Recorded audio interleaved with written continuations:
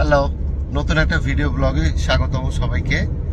আমরা যাচ্ছি আজকে নারায়ণগঞ্জের তারাবতে অবস্থিত বসন্ত বিলাস রিসর্টে। আমাদের ইচ্ছা হচ্ছে রিসর্টটা ঘুরে দেখবো, একই সাথে দুপুরের খাবার খাবো এবং অবশ্যই আমার পাশে বসে থাকা আলিজিকে নিয়ে আমরা সুইমিং করব। আলিজে হাই বলো।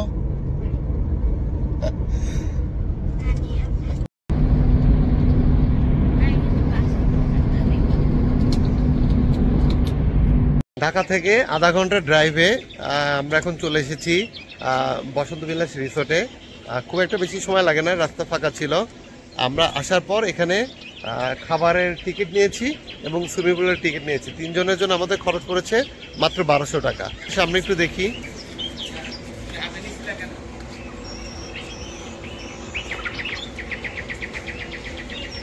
বেশ সাজানো গুছানো মনে হচ্ছে। আমরা এখন প্রথমে প্ল্যান করছি আমরা সুইমিংয়ে যাব, তারপর সুইমিং শেষে খাওয়া দাওয়া করব। রিসোর্টের মধ্যে একটা সুন্দর জায়গা আছে, বাচ্চাদের খেলাধুলা করার জায়গা। আলিজে তুমি এখানে খেলাধুলা করতে পারো। খাবার যেই ক্যান্টিন আছে, ক্যান্টিনের পাশে একটা ছোট্ট করে সাজানো গোছানো বাচ্চাদের খেলাধুলা করার জায়গা আছে এখানে।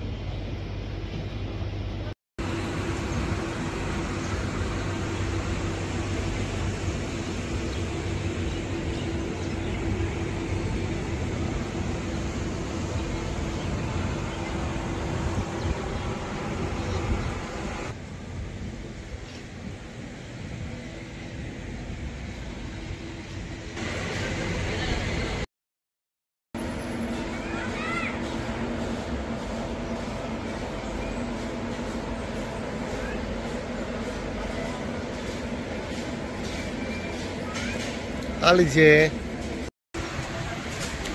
বসন্ত বিলাস রিসোর্টের এন্ট্রান্স, এটা এন্ট্রান্সের অনেক সুন্দর করে সাজানো গোছানো এবং সামনে যদি তাকাই সুন্দর সুন্দর গাছ দিয়ে সাজানো আছে। এবং এই রিসোর্টের যেখানে যাওয়া যাচ্ছে সবকিছুই প্রাকৃতিক এবং সবকিছুই বিভিন্ন ধরনের উদ্ভিদ দিয়ে সাজানো। এবং আমার সামনে সেটা হচ্ছে বিভিন্ন মাছ ছেড়ে দেওয়া আছে, একটা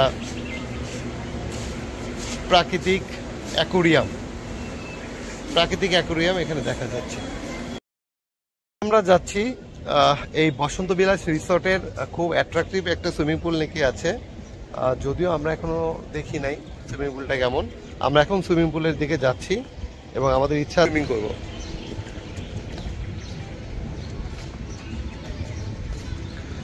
সুইমিং পুলে যাওয়ার রাস্তাটা খুবই অসাধারণ, কারণ চারিদিকে গ্রাম বাংলার যেই প্রাকৃতিক পরিবেশ সেটাই রিসোর্টে দেখা যাচ্ছে। মনে হচ্ছে যে আমরা হয়তো বাংলাদেশের কোনো একটা গ্রামের মধ্যে আছি এবং আশেপাশে পরিবেশ সত্যি অসাধারণ। আমরা এখন এগিয়ে যাচ্ছি সুইমিং পুলের দিকে।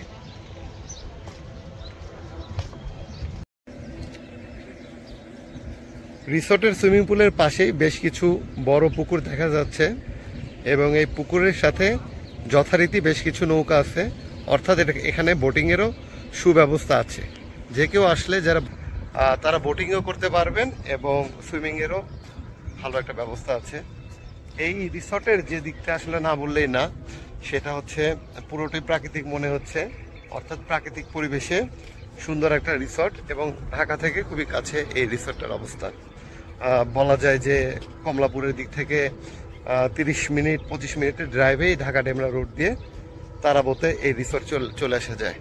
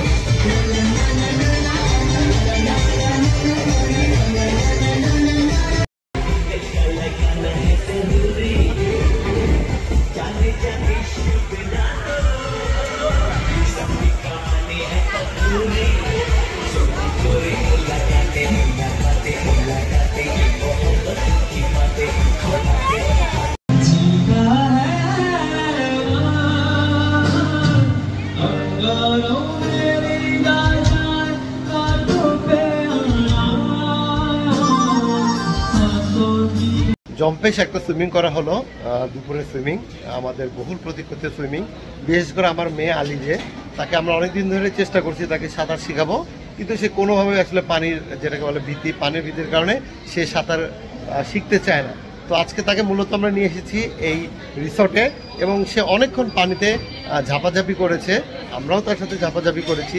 স্বভাবতই আমাদেরকে অনেক ক্ষুধা লেগে গিয়েছে। এখন আমরা এসেছি এই বসন্ত বিলাস রিসর্টের যে অংশে খাবার পরিবেশন করায় সেখানে। দোতলা একটা জায়গা, ভিতরে এসিতে বসা যায় এবং বাইরে রুফটপে বসার জায়গা আছে। আমরা যদি একটু তাকাই তবে যে এদের খাবারের ব্যবস্থাটা অত্যন্ত পরিপাটি, ছিমছাম, সুন্দর, সাজানো গোছানো।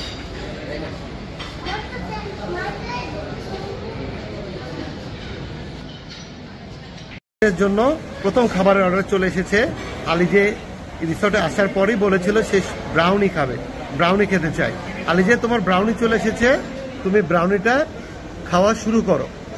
আলিজে ব্রাউনি খাওয়া শুরু করে দাও। এখানে রিসর্টে যেটা দেখা যাচ্ছে যে ওনাদের মেনু আছে, খাবারের মেনু।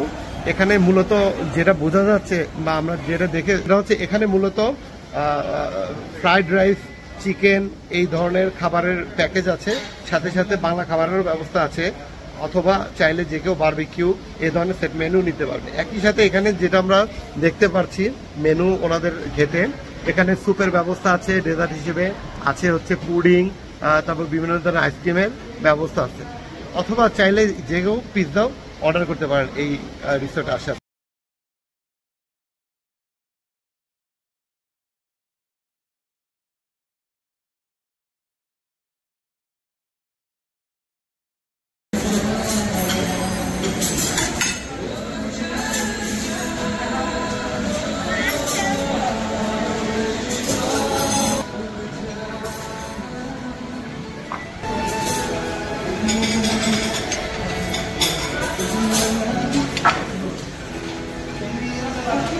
এই রিসর্টের সবচেয়ে সুন্দর এবং আকর্ষণীয় স্থান বলা যায় এই বারান্দাকে, কারণ এই বারান্দায় এসে আমি যদি সামনের দিকে তাকাই তাহলে দেখতে পারব গ্রাম্য প্রকৃতি, সেই প্রকৃতির মাঝেই এই রিসর্টটা। বড় দুটো পুকুর পরপর পাশাপাশি, এবং পুকুরে অনেকেই বিকালবেলা নৌকা চালাচ্ছেন।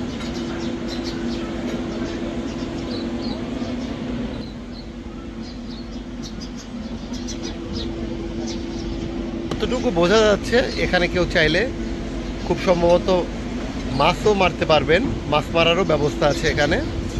এবং এই পোর্শনটা অবশ্যই একটা আলাদা সৌন্দর্য এই রিসোর্টে ঢোকার পরপরই। আমি এখন দাঁড়িয়ে আছি বসন্ত বিলাস রিসোর্টের বারান্দায়।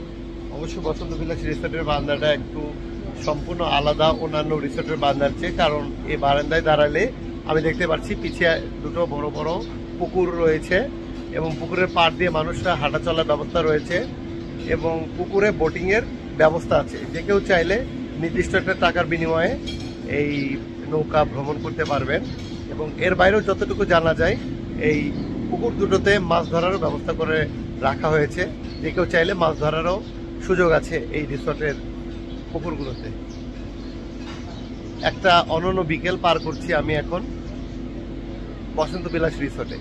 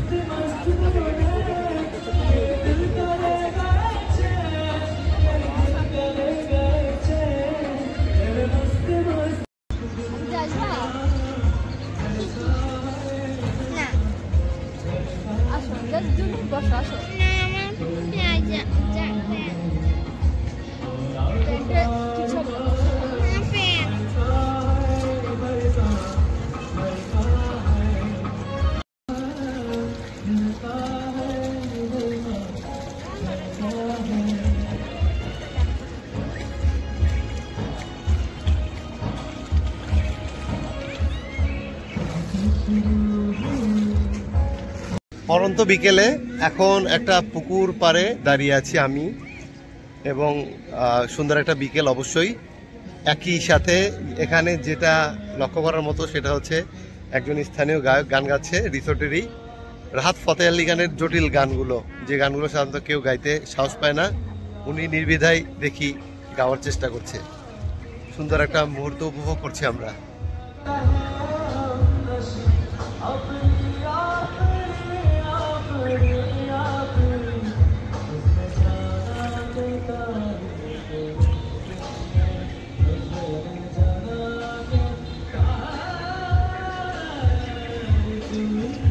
পরন্ত বিকেল, আমরা বসে আছি বসন্ত বিলাস রিসোর্টের পুকুর পাড়ে। এই পুকুর পাড়ে সুন্দর একটা ঘাট, বেশ কিছু ঘাট বানিয়ে দেওয়া হয়েছে বাঁশ কাঠের মাধ্যমে। সুন্দর সময় পার করছি আমরা। একই সাথে দেখা যাচ্ছে যে রিসোর্টে একজন স্থানীয় গায়ক, উনি রাহাত ফতে আলী খানের সব কঠিন গানগুলো গাওয়ার চেষ্টা করছেন। সো বিকালটা খুব সুন্দর কাটছে আমাদের।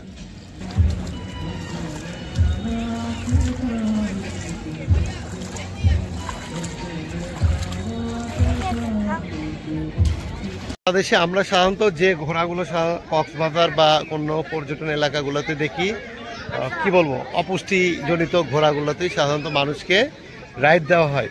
কিন্তু এই বসন্ত বিলাস রিসোর্টে এসে দেখলাম একটা অদ্ভুত ঘোড়া, যেই ঘোড়া দেখতে অনেকটা বাহুবলী সিনেমা প্রভাস কাটাপ্পা করেছিল ওই রকম শক্তিশালী একটা ঘোড়া। এই ঘোড়ায় যে কেউ রাইড করতে পারবে 100 টাকার বিনিময়ে, এক মাথা থেকে আরেক মাথা। দেখি আমাদের নতুন বাহুবলী কই যাচ্ছেন? বাহুবলী যুদ্ধ করতে যাচ্ছেন।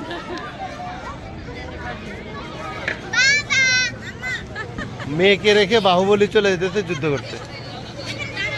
বাহুবলী 2 সিনেমার পর সবাই ভাবছিল আর মনে হয় কোনো ছবি করা হবে না, কিন্তু না, আমরা সিদ্ধান্ত নিয়েছি আমরা বাবা মেয়ে বাহুবলী 3-তে অভিনয় করব, তাই না? আমরা এখন ঘোড়ায় চড়ে ঘুরে বেড়াচ্ছি রিসোর্টের মধ্যে। আলি যে আমরা তাহলে বাহুবলী 3 সিনেমার শুটিং শুরু করলাম।